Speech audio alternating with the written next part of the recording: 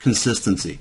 This is a trait that separates professional traders from amateur, often struggling traders. Okay, you want to be consistent, and you want to be consistent with everything. Be consistent with your overall approach to the market, your methodology. All right, be consistent with your daily trading activities, the things you look at every day. Write them down in the beginning until they become habit. Okay, because you're going to want to look at a lot of information, and you might not remember from day to day until it really becomes a habit. So write things down. Be consistent with your edge or your strategy. This is very important. Many new traders switch from strategy to strategy, and it's just an absolute killer in this business. Sometimes it comes from just learning new things you haven't learned before, but a lot of times it comes from what I call Holy Grail syndrome, and new traders are looking for that strategy that's not going to lose. Folks, every strategy is going to take losses. That is just part of trading. All right, so don't look for a strategy that's not going to take losses. Chances are, if you've changed strategies a lot, chances are you've already come across a really good trading strategy. You just haven't let the numbers work out for you. Because you don't know when the losses are going to come. Let's just say you have a 60%, and that's a good win rate, 60%. Okay, that means you're going to lose 40% of the time.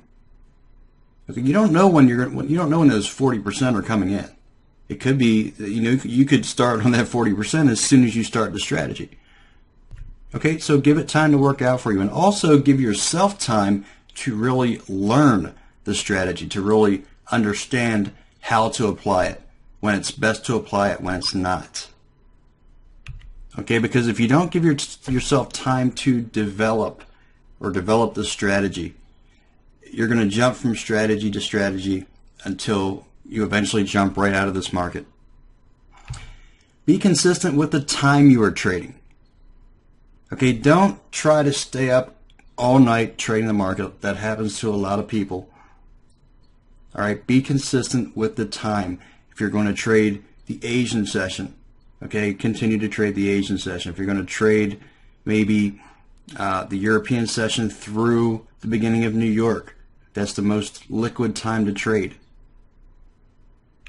Stay consistent with that, because you're going to get to know the market. You're going to get to know some of the tendencies of those time periods, and your strategy can be designed around the time that you're trading as well, because of the tendencies of the markets at those times. Okay, so you get a feel for things.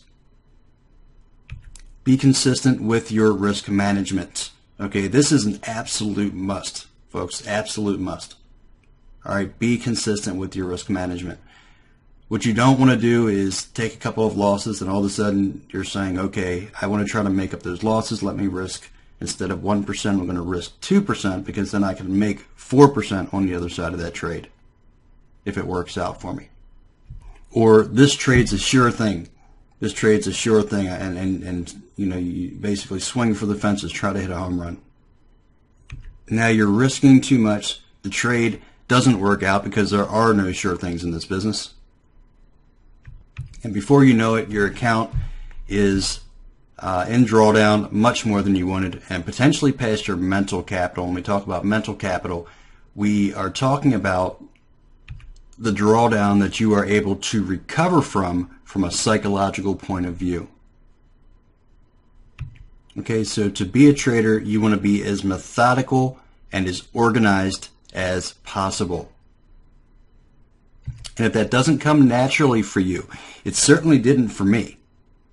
Okay, I have never, organization has never been one of my strong suits.